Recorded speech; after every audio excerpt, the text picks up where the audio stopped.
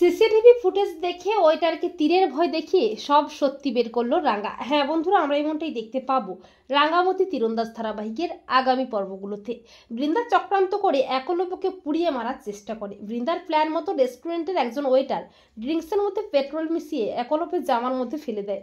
একলব্যের ব্লেজারে আগুন লেগে যায়, কিন্তু রাঙ্গা কোনো ক্রমে একলব্যকে বাঁচিয়ে নেয়। রাঙ্গা বেশ বুঝতে পারে কেউ ইচ্ছে করে তার উড়ানবাবুর ক্ষতি করতে চেয়েছিল। রাঙ্গার সন্দেহ হয় ওয়েটারকে, এমনকি আহিরিকে নিয়েও রাঙ্গার মনে সন্দেহ তৈরি হয়। রাঙ্গা সত্যজিৎকে ফোন করে সবটা জানায়।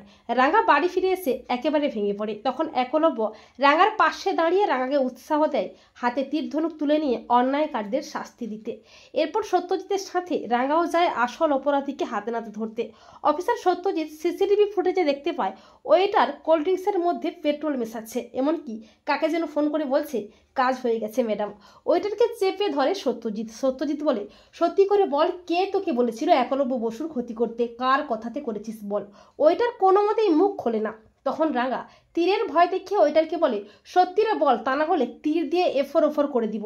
রাঙ্গার তীরের ভয়ে মুখ খোলে ওইটার বলে, একজন ম্যাডাম আমাকে এই কাজ করতে বলেছিল, এর জন্য অনেকগুলো টাকাও দিয়েছিল। এরপর ওয়েটারের কল রেকর্ড চেক করে রাঙ্গাও সত্যজিৎ জানতে পারে বৃন্দাই চক্রান্ত করেছে। রাঙ্গা বলে, বড় বৌদিদি, তুই ওর উড়ানবাবুর ক্ষতিটা করতে চেয়েছিলি তাই না? তোকে আমি ছাড়বো নাই রে। তো বন্ধুরা, তোমরাও এটাই চাও তো যে সিসিটিভি ফুটেজ দেখে ওইটারকে তীরের ভয় দেখিয়ে সব সত্যি যেন বের করতে পারে রাঙ্গা? কমেন্ট করে এক্ষুনি জানিয়ে দাও তোমাদের মতামতটি।